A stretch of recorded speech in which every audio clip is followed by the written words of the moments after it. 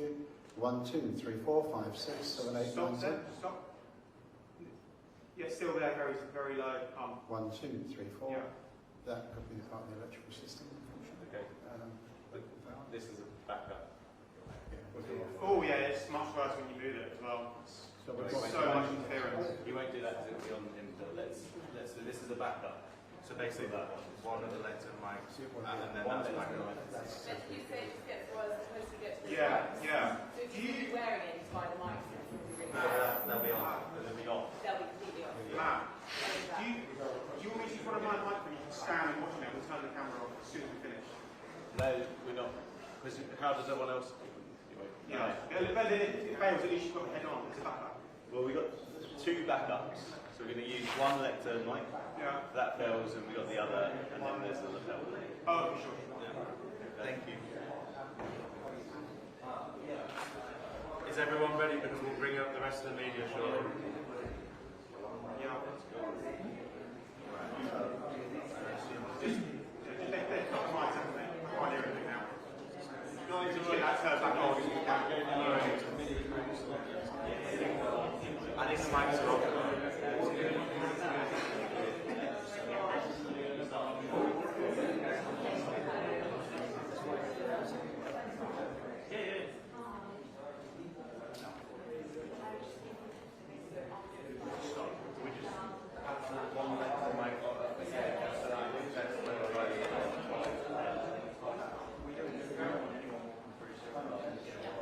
Can we just test that the humming is gone with just the one lectern mic, please? Is that working without a hum? Yeah. Perfect. So basically the one lectern.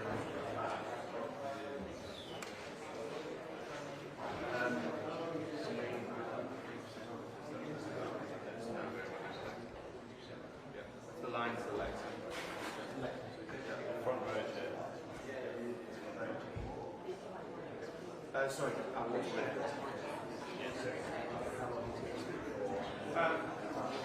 About 5 minutes. These guys.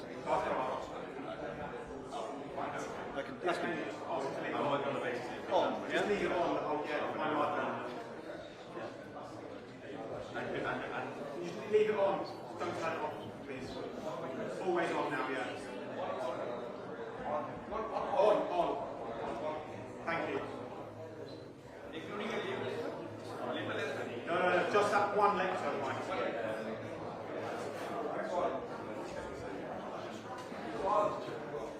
Thank you. Can we just test the roving mic? Murray, do you have the roving mic? Yeah, let's just test it.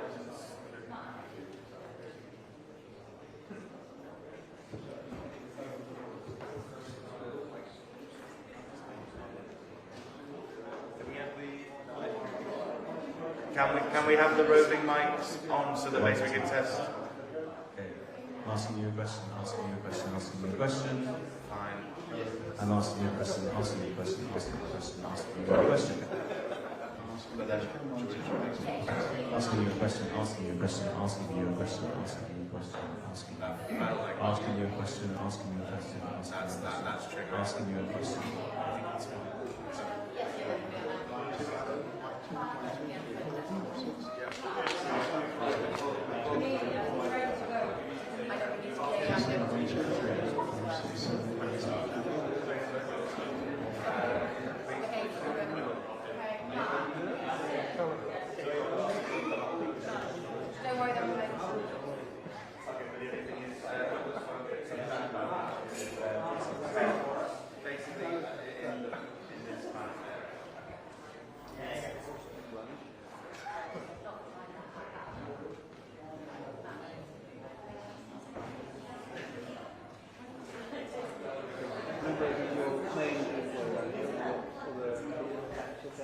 Okay,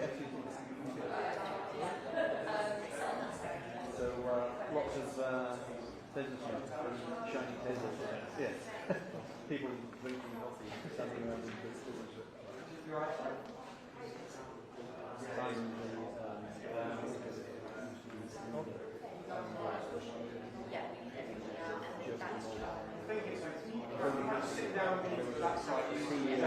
highly polished table. That's fine. It goes to the next We need a one. gap, yeah.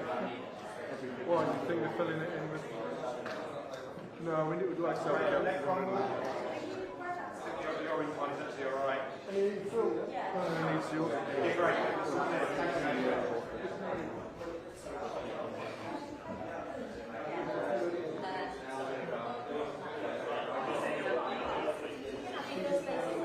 I'm seeing it just kind of following things to jump on.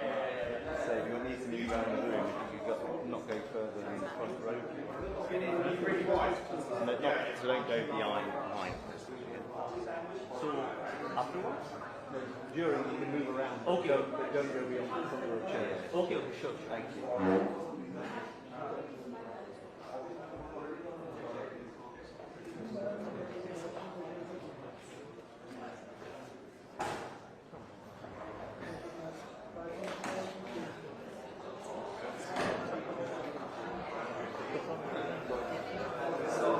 No.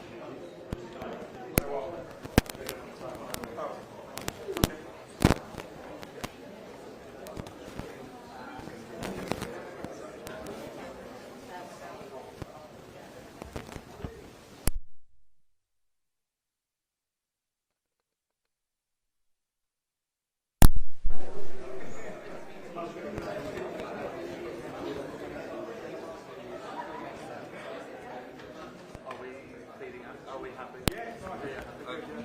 They're in,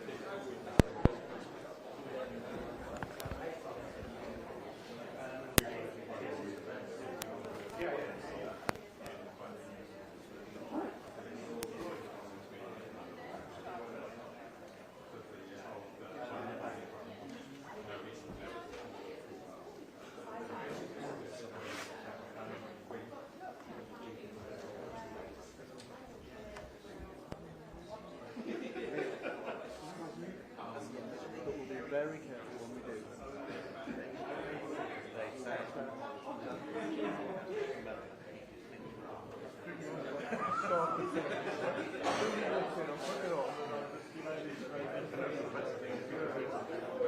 Number sounds like a chicken.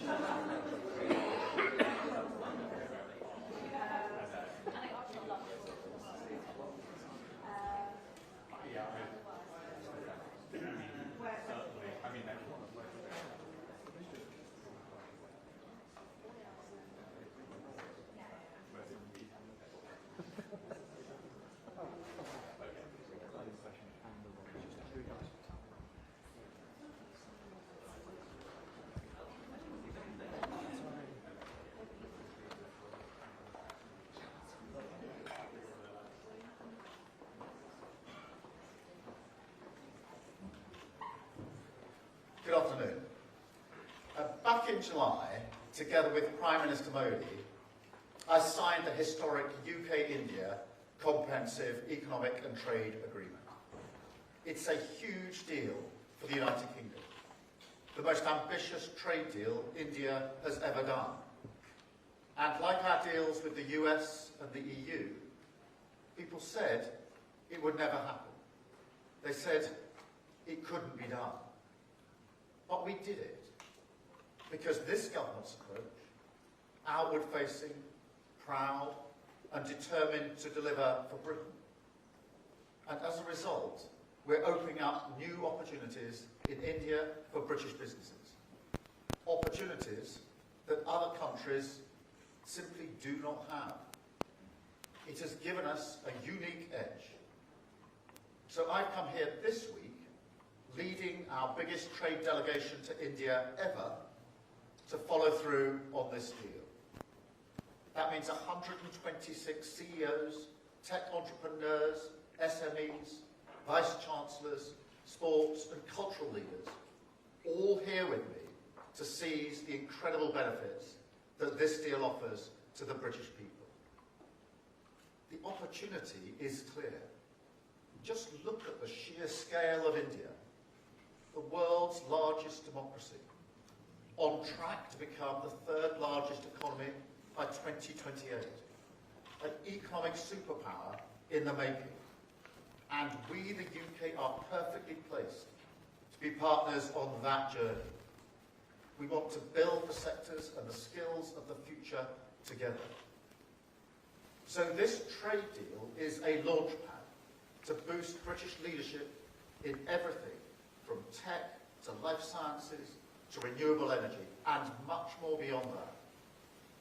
And we've seized these opportunities in full this week, delivering real results for the British people, securing new investments into the UK worth £1.3 billion and creating 10,600 jobs. That's remarkable. It includes 1,500 jobs in the northwest, over 1,000 across the Midlands, 200 in Yorkshire and the Humber, and 700 in Northern Ireland. Great jobs in advanced engineering, in defence, in car production, filmmaking and technology, delivering real change that people will see in their communities up and down the country. And that's what this is all about. And what we're doing together in tech is a great example. The UK is one of only 3 countries in the world with a $1 trillion tech sector. India is poised to be the 4th. We're both top 4 AI powers, and we're taking this opportunity to go further. We're deepening the UK-India Technology Security Initiative to boost opportunities for great British companies and deliver dozens of new investments into the United Kingdom, harnessing tech as one of the biggest engines that we have for jobs and for growth. Other standout wins this week have come in filmmaking, with the announcement that 3 new Bollywood blockbusters will be made in the United Kingdom. And in education, with the announcement today that the University of Lancaster and the University of Surrey will open new campuses in India, joining other British universities setting up here, and making the UK India's top international education provider. So we're out there leading the way and winning these opportunities for our country, because the fact is, this relationship matters more than ever across the economy, security, energy, climate and more. Our history together is deep. The human connections between our people are truly special. So this week we've built on all of that, building on our historic trade deal. We're remaking this partnership for our times. Forward-facing, focused on winning the opportunities of the future together and bring them home for the British people. Now, before I open up for questions, I want to strongly welcome the news that a deal has been reached on the first stage of President Trump's peace plan for Gaza. This will come as a profound relief for the hostages and their families and the civilian population in Gaza, and for the whole world. And we will now work with our partners to ensure that this deal is implemented in full and without delay. Thank you. And now I'll take a few questions. And I'm starting with Alex from the BBC. Prime Minister, thank you very much. Alex Forsyth, BBC News. You've just described the Gaza peace plan as a moment of profound relief. Can you spell out what you see as the next steps for the future governance of Gaza, and who should that involve? And when you discussed the war in Ukraine with Prime Minister Modi, did you raise the issue of India buying Russian oil? Well, let me start with Gaza because, as I say, I strongly welcome this deal, and I will take this opportunity to put on record my thanks to President Trump for his leadership on this, the Qataris, to Egypt and Turkey, who've done really important work in the negotiations. It is a relief to the world, and I think particularly of the hostages who've been held a very long time and their families, and to all the civilians in Gaza who've been so affected by this conflict. And so it does now need to be implemented. And as for the next stages, we, the UK, stand ready to work with others on implementing the next stages. We'll set out in the plan, but it is a really important step that's been reached here, and that's why I strongly welcome it. On the question of Ukraine and Russia, yes, we did discuss that this morning with President Modi, and we each went through the steps we're taking to bring about a resolution of the conflict, and we emphasised in particular our focus on the shadow fleet and the work that we're doing leading the coalition of the willing. Thank you, Alex. Can I come to Carl, ITV?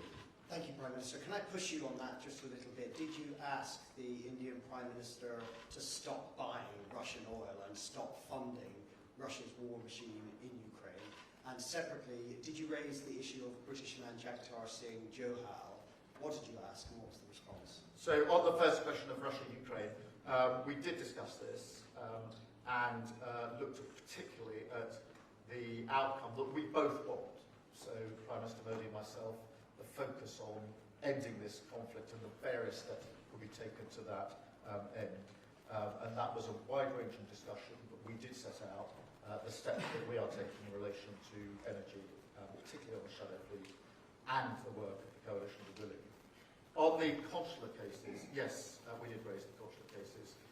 We always raise them when we have the opportunity to do so. I should say that the Foreign Secretary is meeting the families in coming weeks, as well as raising it today. Thank you. Sam, from Sky. Sam Casey, Sky News. Prime Minister, it looks like Tony Blair's going to have quite a big role overseeing Gaza. Should we trust his instincts on that? And also, you spoke to the boss of Infosys yesterday about the successful rollout of digital ID in India. What lessons did you take away from that conversation? Well, just in relation to the situation in the Middle East, the first and most important thing to say is that the deal today is a real breakthrough. That is why it's important that we recognise that and recognise the human impact that is going to have on those that will be most affected. And that's why I've referenced in particular the hostages, their families, and all civilians in Gaza who have been through unimaginable horrors and grief over the last period of this conflict. Now it does need to be implemented. I'm less interested, to be perfectly frank, in discussions about personnel than I am in getting it implemented. The UK has played an important part behind the scenes in relation to these negotiations, working with the US and mediators, and we stand ready to play our part in implementing this, again, with others as we go forward. For me, what matters is the substance of what happens next, and that is what we're totally focused on. In relation to digital ID, we did discuss this yesterday, and in particular the benefits that it has brought in India. We've obviously also looked at other countries, Estonia, for example, and the speed with which it allows citizens here to access services, particularly financial services, is something that was recognised in our discussions yesterday, and actually at the FinTech discussion that we had today as well. So we're looking at those examples of how digital ID helps individuals with the processes that sometimes take too long and are too cumbersome, and makes them easier for them. Thank you very much. Can I go to Paul at Channel 4? Paul. Afternoon, Prime Minister. In the first line of your statement this morning, and you just repeated it now, you called it, quote, President Trump's peace plan for Gaza. So, yes or no, do you now think that President Trump will be a deserved winner of the Nobel Peace Prize? Well, look, it is a very significant step forward, and it would not have happened without President Trump's leadership on this. I want to be really clear about that, and I say that from the informed position of the UK having played a part behind the scenes in this with the US and with the mediators. What matters now is to press on and implement this. All parties need to implement and agree and take forward the commitments that they have made to the next stage. That is hugely important. We will work with others to ensure that that happens, but my focus now is moving this from the stage it's at now, which is really welcome, strongly welcome, to ensuring that we now move on to the next stage and make a success of this, because that matters to me more than anything else. Thank you. Catherine, GB News. Catherine Forster, GB News, thank you. Prime Minister, we've all seen thousands of pictures of you, very large, round this city, and people clearly delighted to see you. How does that feel? And also, you're very popular here, you're really very unpopular at the moment at home. And, you know, digital ID had public support, you announced it. Lots of people now seem to have changed their minds on that. Do you have the reverse Midas touch at home? Well, look, firstly, just in relation to the situation here in India, it is really good that the UK is as welcomed as it has been these last 2 days in India. That is good for the United Kingdom. And so I am pleased that the welcome here has been warm. It's been warm for a reason, and I think that's because people recognise that under this government we've strengthened the relationship. We have pulled off the FTA, which other governments have tried and failed to do, and we've done it successfully. And now both Indian businesses and UK businesses want to build on that, and there is real enthusiasm for the relationship. That is a good thing for our country, so I'm really, really pleased about that, and that we can take that forward. So that is a good thing. The second bit of your question, I'm sorry, I forgot. You're unpopular. Look, I mean, on digital ID, let me be really clear about it. Firstly, we have made a commitment to do whatever we can to stop people arriving illegally in the United Kingdom. One of the issues is the ability people have to work illegally in our economy. We have to do something about that. We can't shirk that or duck that. We had a strong manifesto commitment to deal with it. I think the vast majority, if not everyone in the UK, wants it gripped, and we need to therefore take measures necessary to grip it. One of the things on digital ID that I do think we need to emphasise and make the case for, frankly, is the great benefits of digital ID. You can see from Estonia the speed with which people can access services that are available to them, which has been transformational, and there's great enthusiasm in Estonia for it.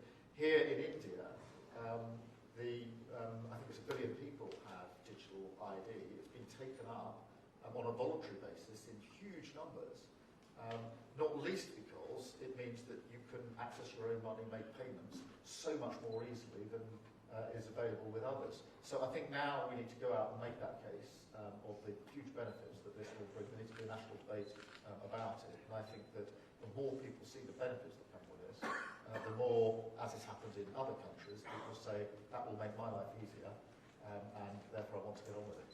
Thank you very much, Catherine. I've got Jess from The Guardian. Prime Minister, thank you. You've got a huge trade delegation here, and I think the last time there was one this big was Theresa May's delegation to China in 2018. I wonder if you can tell us whether that country is next on your list next year for a big trade trip, and do you have the same hopes for that relationship as the way you've improved it here? Well, I'm really pleased that this is the biggest trade mission ever to India, and actually one of the most diverse in the sense that we've got big businesses, iconic businesses, we've got smaller or medium-sized businesses, but we've also got universities represented through their vice-chancellors, sports bodies, cultural bodies, filmmaking bodies, fashion industry, have all come together in this trip. And that shows the breadth of the possibility because they've come here to take advantage of those opportunities. Yes, I want to press on with others. We've already obviously got a trade deal with the US and with the EU. In the more uncertain world of tariffs, I think it's to the advantage of the United Kingdom to lower trade barriers with other countries. In relation to China, that's not on our list for a trade deal as such, but our position is to cooperate where we can, challenge where we must, and that's been the consistent policy of the government in relation to China. And thank you very much. I've got Aubrey from the Times. Hello, Prime Minister. Aubrey Alagressi from the Times. On that theme of the challenge, I'm hoping you can clear up some of the claims around the China spy case. Today we've heard from Mark Setwell, who's obviously predecessor of Jonathan Powles as National Security Advisor, and he said that of course China is a national security threat, and he finds the official explanation about why the trial collapsed very hard to understand. So if he's saying that, he can't be the only one.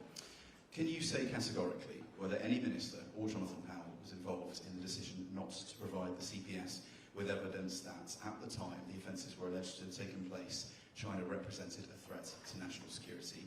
If ministers didn't take that decision, who did? And finally, can you explain why the government refused to provide this evidence when there are multiple examples on the public record from the time of China being referred to as a threat to national security? The evidence in this case was drawn up at the time and reflected the position as it was at the time. And that has remained the situation from start to finish. That is inevitably the case because in the United Kingdom you can only try people on the basis of the situation as it was at the time. You can't try people on the basis of the situation as it now is or might be in the future. And therefore the only evidence that a court would ever admit on this would be evidence of what the situation was at the time. So that's the base on which the evidence was drawn up. The witness statements were drawn up. And I can be absolutely clear, no ministers were involved in any of the decisions since this government's been in relation to the evidence that's put before the court on this issue. The evidence was the evidence as it then was. That's the only relevant evidence. That evidence was the situation as it was under the last government, the Tory government, rather under this government. It's not a party political point, it's a matter of law. You can only try someone on the basis of the situation as it was at the time of the alleged offence. You can't try them on the basis of the situation as it might evolve weeks, months, years down the line. That's a fundamental, and that's at the centre of this particular issue. Thank you very much. And then Times of India. Yes. Yes. Mr. Starmer, I just wanted to ask you, with this UK-India trade deal, to what extent does a trade deal like this help counter US tariffs for the UK and India? How optimistic are you about this? I think there's huge optimism about the trade deal, and you can, I think, sense that from this trip. There was optimism in July in Chequers when we hosted Prime Minister Modi and we signed the deal.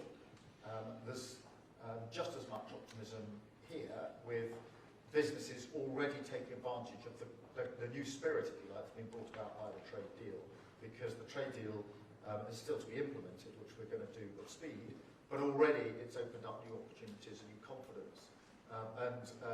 Both Prime Minister Modi and I recognise that in a world which is more uncertain now in trade and the economy, it is significant that two important and great democracies, the UK and India, have signed this agreement, provided that stability and that certainty, because that's what provides the opportunities, some of which we've already harnessed in the last 48 hours whilst we've been here, 10,600 jobs through the opportunities just whilst this delegation has been on the ground. So a really big opportunity, both for the UK and for India.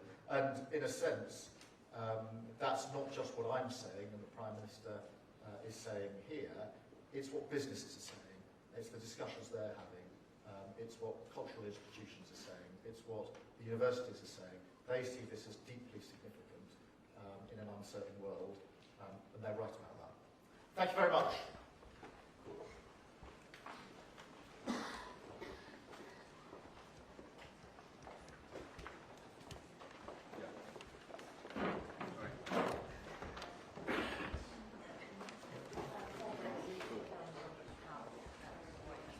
We live straight away. Yeah.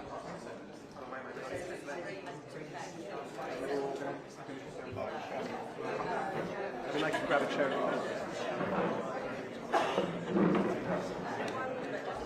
Down.